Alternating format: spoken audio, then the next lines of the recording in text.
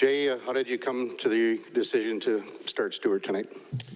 Yeah, Stewart's been our starting goaltender here the second half of the year. He's played great, and we expect a great game out of him today.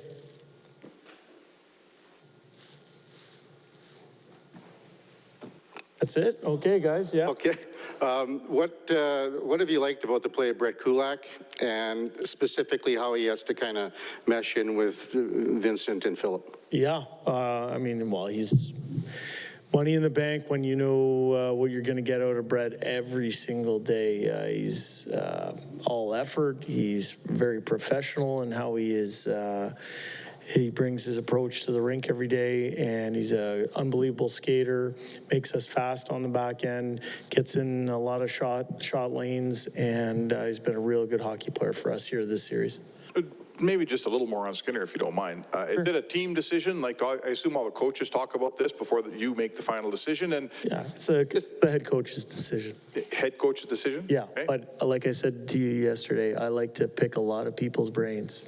Okay, but you're the final guy. I guess I would say maybe just let us in a little on, the whole town's been talking about which guy and trying to come up with ideas. How do you come to the conclusion? What are the things you think about? I start with the basis of understanding that we got two really good goaltenders, and that's a luxury for a head coach to have. And in the end, it's the head coach's decision.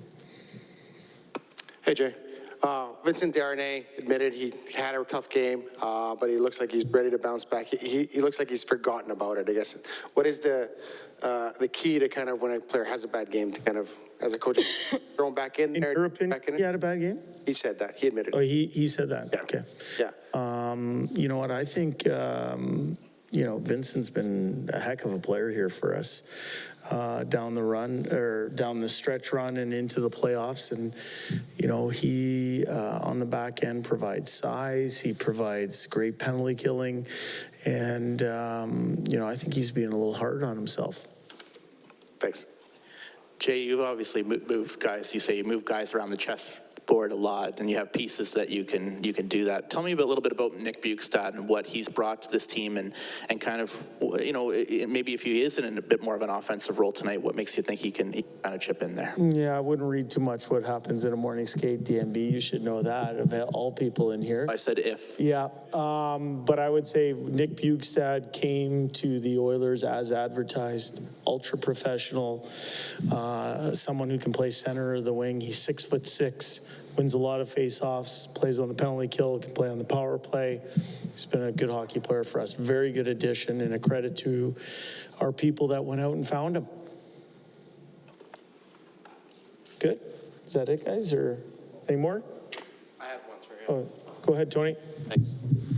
Jay, going back a couple of years when you first met Evan Bouchard in Bakersfield, what were your first impressions of him? And did you ever think that he would have the potential to impact the biggest stage the way he is doing it right now? Well, my impressions were that he was a high draft pick. So when he came to Bakersfield at the end of the year, we put him right into the playoffs, and he had an immediate impact. He obviously, his shot stood out, but he had a lot of poise with the puck, and that was something that we saw grow over time. And I don't like to compare people or anything like that because everybody's their own person. But for Evan to take off here in the second half and into the playoffs, it's a credit to him and the work that he's put in here. Good, thanks, guys.